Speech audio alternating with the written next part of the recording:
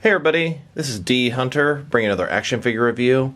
Today, we're going to be looking at the Hasbro G.I. Joe Classified Series 6-inch scale Cobra Commander action figure.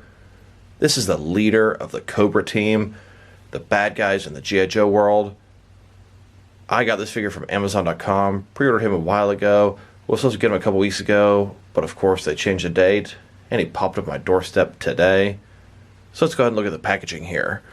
As you can see at the top, ages 4+, little warning, G.I. Joe, Classified Series, Hasbro, Cobra Commander. Looks like he has a sword, a pistol, and some alternate hands. The top here, the Cobra logo, this is the 6th figure in the line. Other side here, some Cobra Commanders, Cobra type stuff. Other side, here he is in a sort of animated type look. At the bottom, there is a barcode, in case that helps anybody, as well as a bunch of credits.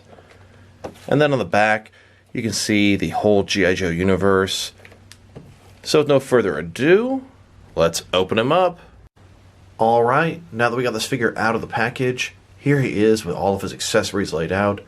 He does come with a pistol or some type of gun. He's got a sword with a Cobra handle. He's got 2 alternate hands, totaling 4 interchangeable hands. But before we look at the accessories, let's check out the actual figure. So here he is, Cobra Commander, leader of Cobra. They've already shown 2 other variants releasing, and I was unable to acquire a pre-order for them. Hopefully I can get them down the road. So here he is. He's got that Cobra Commander helmet, that silver visor on the front, looks excellent, slightly altered from his original look. And I've seen a light blue one, a little more reminiscent of the original figure. He's got a chain here, the Cobra logo, professional military attire, nice texturing on the suit, different areas look different, Cobra logo on either arm. Kind of got a little cape going on, a small one, looks good, black and red, striped pants, double jointed elbows, double jointed knees. Must say, pleased with how he looks, and pleased to have the leader. And here he is, broken down as far as he can go, with all of his removable parts detached. So let's go ahead and check out his accessories, and let's start off with his hands. Here he is with his first pair of hands. His left hand is a fist, and his right hand is a fist with an index finger pointing. Works great for someone kind of mimicking Uncle Sam. Cobra wants you.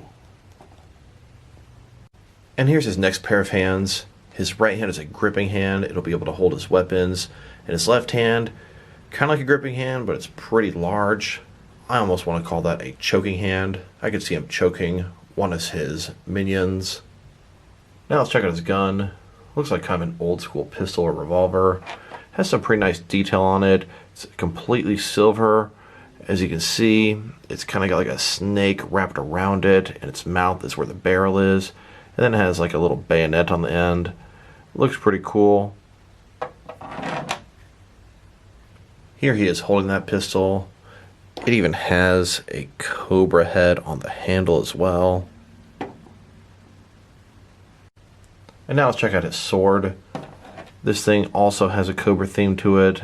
Blade, silver, but it's got this gold handle that looks really nice, made of a Cobra. Here he is with his sword out. The handle fits pretty nicely in his hand. See the Cobra head at the bottom there. Here's his sword stowed away into his sheath on his side. I love weapons that can be holstered. Now that we've taken a pretty good look at both the figure and his accessories, now let's check out his height. From bottom to top, he's sitting at about 6.5 inches tall, which is going to translate to about 16.5 centimeters. Now let's check out his articulation. Starting with his head here, can rotate from side to side, can look down about that far, up about that much, not too bad. Like the other Joes, he's got articulation at the bottom of the head, top of the neck, as well as the bottom of the neck, allowing his head to go around quite a bit. Shoulders on a ball joint, they can go out about this far, 90 degrees, maybe a hair more, up, down, around, all that good stuff. He's got a butterfly joint in here as well, giving him even more shoulder articulation.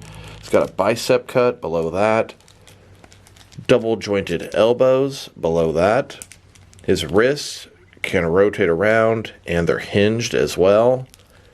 He's got an ab crunch in his torso here. Feels like waist swivel below that. You can't really see it with soft goods on top. Legs on ball joints, they can go out about that far. A little disappointing how far out they can go. Forward, about that far. Back, not too much. It's got a thigh cut below that. Double jointed knees below that. He's got a boot cut.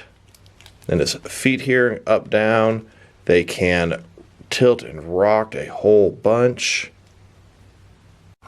Now let's check him out, compared with some other action figures. Starting off with some other G.I. Joe figures. Here he is with all the Cobra figures that I have so far. Still hoping to track down the original Destro and hoping to get a bunch more Cobra Troopers. But we all know how that Target Cobra Island exclusive goes. Here he is leading his Cobra team.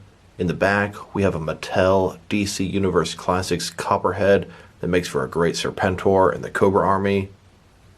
Then, next to all the Joe figures that I have so far.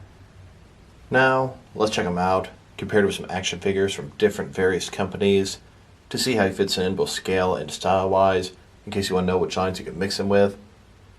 We'll start comparisons with some smaller lines and work our way larger. Here he is with some of his Hasbro brothers. Here he is next to some action figures from Hasbro Marvel Legends. Then with some Jazzwares Fortnite figures. And here he is with some SH Figure Arts action figures. Then with some Mafex figures. Now next to some Mattel DC Universe Classics and Multiverse figures. And here he is next to some Mezco 1/12 cloth soft goods action figures. Then with some Mattel wrestling figures. And here he is next to some NECA figures. Then with some DC Direct and DC Collectibles figures. And here he is with some McFarlane toys. And finally, here he is with some DST or Diamond Select toys. So overall, this figure's pretty cool. Happy to have the leader of the Cobra side. Cobra Commander, I definitely had a couple versions when I was a kid, and they were more of the lighter blue color. But honestly, as far as the 3 variations we've seen so far, this is probably my favorite. If I end up not being able to get the other 2, I can live with it. I would love to be able to know I'm going to get one of each of every variation of the G.I. Joe figures. But the way it's been going so far, it may not actually work out that way. So overall, if I had to rate this guy, I'd give it a 7.5 out of 10. Sculpt, paint job, accessories, they're all very nice. Really don't have anything significant to complain about this guy. So this is D Hunter. Thank you guys for watching this video. If you like the video, press like below. If you have anything you want to say about the video, add it to the comment section. If you want to see additional action figure reviews from me, press subscribe. I do appreciate you do that. Once again, this is D Hunter. Thank you guys for watching this video, and I will talk to you guys real soon.